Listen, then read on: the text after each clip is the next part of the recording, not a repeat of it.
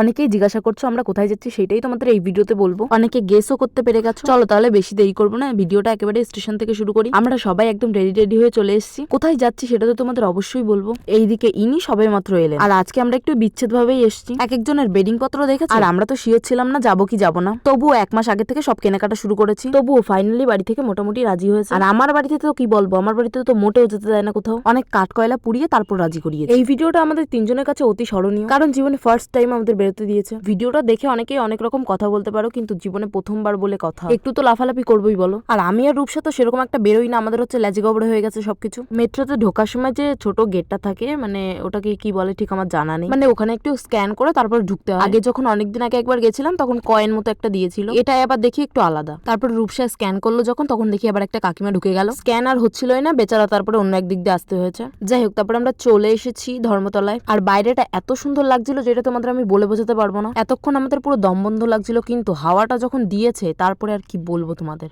আর এই হচ্ছে জ্বালা, রাস্তা মোটে পার করতে দিশে পাই না। আর একটু হলে মরতাম। সামনে একটা বড় ট্রাক আসছে, সেইয়া না দেখে আমি চোখ বন্ধ করে হাঁটা শুরু করেছি। তারপর যখন দেখি তারপরে পিছাই আসি, মানে ওইখানে দাঁড়িয়েও আমি ভাবছি যে আমি কি করবো, যাবো কি যাবো না। যাই হোক, যাওয়াই যায়, মানে সাথে কেউ না থাকলে রাস্তা পার করতে ঠিক দিশে পাই না। সবাই চলে গেছে কিন্তু আমি আর মৌসুমী পিছনে ছিল। বিশ্বাস করো আমার ওয়েদারটা যে কি ভালো লাগছিল, মনে হচ্ছে কি এইখানটায় বিছানা পাতায় শুয়ে পড়ি। সুন্দর হাওয়া হচ্ছে গাইস, এই একজন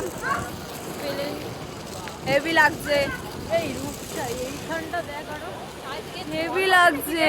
না না ও হেভি লাগছে।